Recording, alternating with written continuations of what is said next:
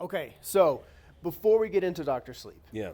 you famously stayed here in Stephen King's room Yeah. to write Hush years ago. Yes. So my question is, did you ever have any experiences while you were here? I've never had anything I can definitively say was like a supernatural experience. But when I was staying in room 217, one of the cool things about the room is that it's one of the few rooms in the hotel where they haven't renovated the bathroom. So it still has the original old clawfoot tub that was there when he stayed there. And that still has this curtain that hangs around it. There's something about the little bay window in that bathroom that I think gets a lot of wind coming up off the mountain. And when you sit in the bed where he would have been and you look through the open bathroom door, you can see the tub and the curtain moves. And you can just see that seed of inspiration where it's like, what if someone is in that bathtub? And just that image to me was such a tremendous kind of powerful thing to sit there and see. Yes, I can see how Stephen King saw exactly this and came up with that story. Like it's just amazing. So were you there specifically to draw that kind of inspiration in working on Hush? Was that everything, or was this more like, hey, let's just go because it's Stephen King's room, it's cool? Or was this like, let's see if we can get some of that Stephen King juju for this? I was really hoping for the juju. Yeah, when I had stayed here the first time, I had taken a bunch of selfies in front of room 217. And so I had been determined to come up here and to stay in that room because Stephen King's my hero, and it was like if I could have a similar experience, that would be amazing. And so Kate and I came up and we stayed there and kind of geeked out for a while, and we would go down to the bar and with a laptop and work on the script. That's amazing. Yeah, that's so cool. So you're a huge Shining fan. Yes.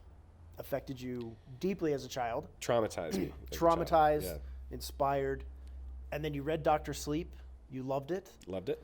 And then you adapted it, and all of a sudden you're making a sequel to this childhood movie that traumatized, inspired, and now you have to live up to what that is and the legacy of that film. Sure. What is it like adapting a story like that for the big screen? Terrifying. I've never been more nervous. I've never felt more pressure than I did on this project. And I think the big thing for me was reading the book. I loved Dan. I loved Abra. I loved that whole story. I loved what he had to say about recovery in the way that, The Shining is about anxiety of a man who's afraid of what his addiction could do to his family. Yeah. And then Dr. Sleep is written, through the lens of that same man, but decades sober. Yeah. I thought as two sides of a coin, that was just amazing. And the one kind of ache I had at the end of the book was I wanted to go back to the hotel. Yeah. And because Kubrick's film had kind of burned its way into my brain at such a formative age, and had completely changed the way I looked at genre cinema, as I read Dr. Sleep, when he talked about The Overlook, I pictured Kubrick's. When we talked about Dick Halloran, I pictured Scatman Carruthers. That's the visual vocabulary that I have for that universe. And so reading the book, it was such a tug of war for me that the story was so King, but the images in my head were so Kubrick.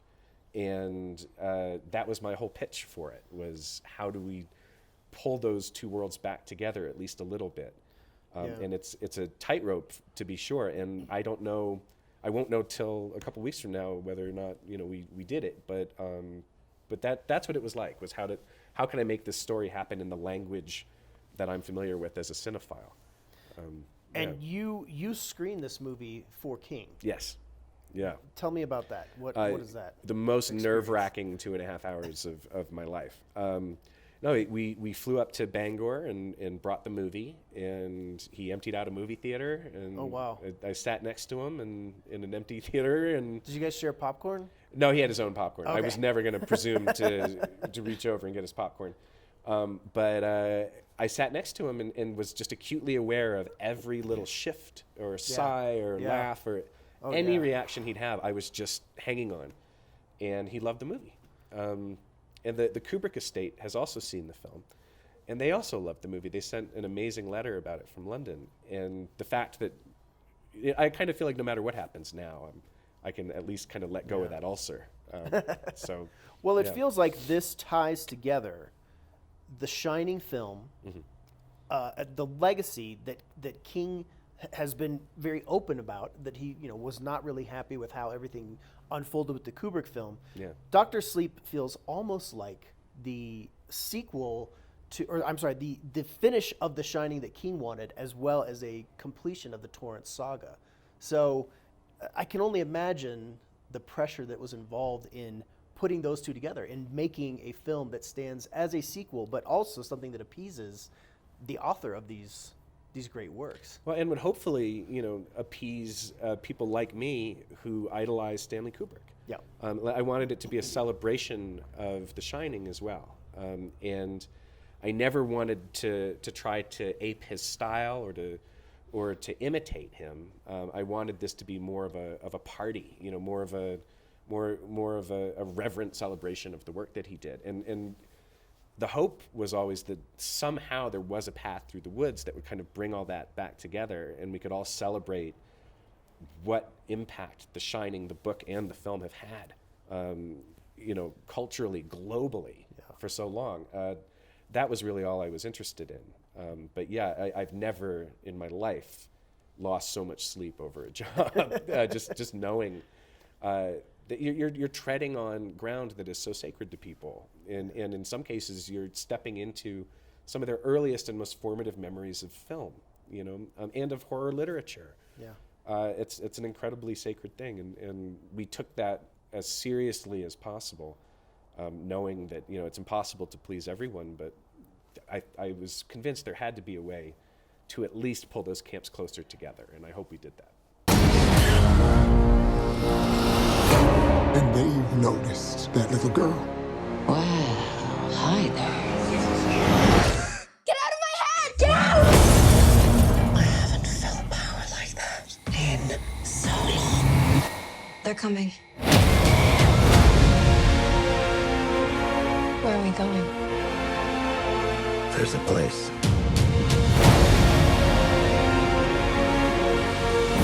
You sure you want to do this? I'm ready. Yes, you run, dear. And then I will find you, and you will scream for years.